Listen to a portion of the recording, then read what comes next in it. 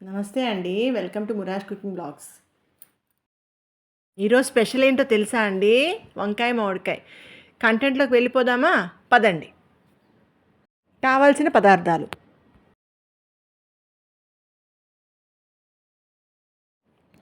Stove మీద బాండలు పెట్టుకోండి. లో ఫ్లేమ్లో మంట పెట్టుకొని ఆయిల్ పోసుకుందాం.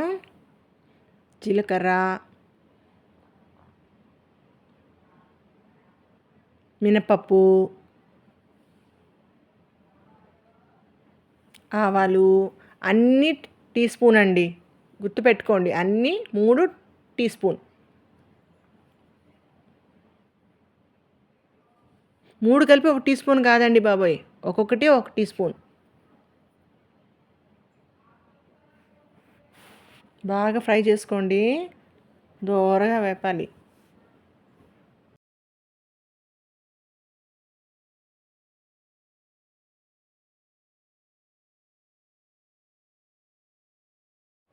పోపు బాగా వేపాక ఆనియన్స్ వేయండి.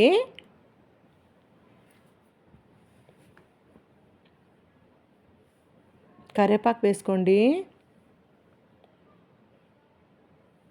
మూత పెట్టి కొంచెంసేపు, అంటే చిటపట అనకుండా మన మీదకి ఫ్రై చేసుకోండి. నేను చూపించిన విధంగా ఫ్రై చేసుకోండి. కరివేపాకు వేసిన వెంటనే మీరు అది మూత పెట్టకపోతే అది మొహం పడుతుందండి. టమాటాలు వేసేసుకోండి. ఎప్పుడైనా సరే కరివేపాకు వేసినప్పుడు మూత పెట్టేసుకోండి. ఇప్పుడు అన్నీ కలిపి ఫ్రై చేసుకోండి. అడుగు మాడకూడదండి, ఫ్రై చేసుకుంటూ ఉండండి, కలుపుతూ ఉండండి.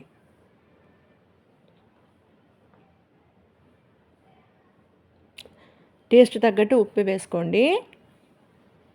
నేనైతే 2 స్పూన్స్ వేసానండి, 2 టేబుల్ స్పూన్స్ ఉప్పు, చిటికెడు పసుపు.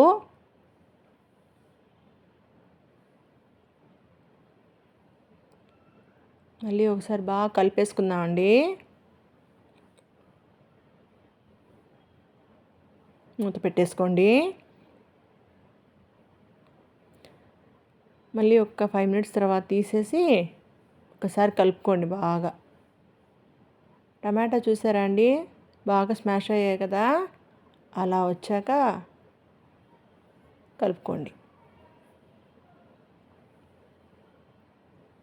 ఇప్పుడు కారం వేసుకోండి. కారం కూడా అంతేనండి, 2 టేబుల్ స్పూన్స్ వేసాను.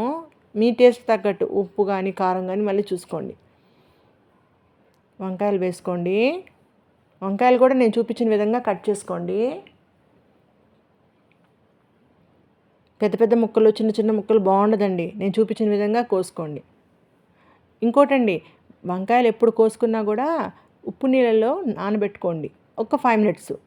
అప్పుడు ఒగరు ఉంటుంది కదండి, వంకాయ మారుతుంది. అలా మారదండి, ఉప్పు నీళ్ళల్లో కొంచెం పెట్టుకుంటే మారదు. అంతేనండి. మామిడికాయలు కోసుకోండి. మామిడికాయలు కూడా తొక్కు తీయకండి, మెత్తబడిపోతుంది. తొక్కు అలాగే ఉంచేసి ఆ పీసెస్ని మళ్ళీ అన్నీ కలిపేసుకోండి. మామిడికాయలకు మాత్రం తొక్కు తీయొద్దండి, మెత్తబడిపోతుంది, అది టేస్ట్ ఉండదు. ఇంకా తొక్కు తీయకుండా నేను చెప్పిన విధంగా మామిడికాయలు కానీ, టమాటాలు కానీ, వంకాయలు కానీ అలా కోసుకొని ఈ ఈ కూరకి అలా ఉంటేనే బాగుంటుందండి. ఏవి చిన్నగా కోసినా, ఏవి పెద్దగా కోసినా బాగోదు, అస్సలు బాగోవు. సరేనా అండి? చూపించిన విధంగా కలిపేసుకోండి. ఉప్పు, కారం, పసుపు అన్నీ. దీంట్లో ఇంకేం వేయాల్సిన అవసరం లేదండి. గరం మసాలాలు కానీ, ధనియాల పొడులు కానీ ఏమొద్దు. అల్లం వెల్లుల్లి పేస్ట్ న్యాచురల్గా వండుకోండి. నేను చూపించిన విధంగా వండుకోండి. బాగా కలిపేశారు కదా, కలిపేశాక లిడ్ పెట్టేసుకుందాం.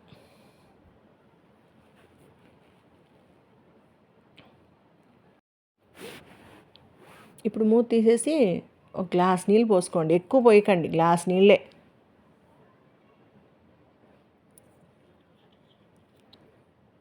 బాగా ఉడికిపోతుందండి.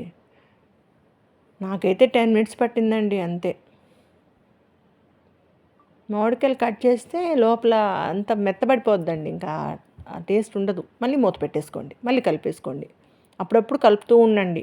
10 మినిట్స్ చెప్పాను కదా అని చెప్పి మూత పెట్టేసి వదిలేయకండి. అప్పుడప్పుడు కలుపుతూ ఉండండి. ఆయిల్ బాగా అంతేనండి పడుతుంది, ఆయిలే బాగుంటుంది ఈ టేస్ట్. సరేనా అండి? ఆయిల్ ఎక్కువ వేసాను అనుకోవద్దు. చూడండి, మామిడికాయ ఉడికిపోయింది, వంకాయలు ఉడికిపోయింది.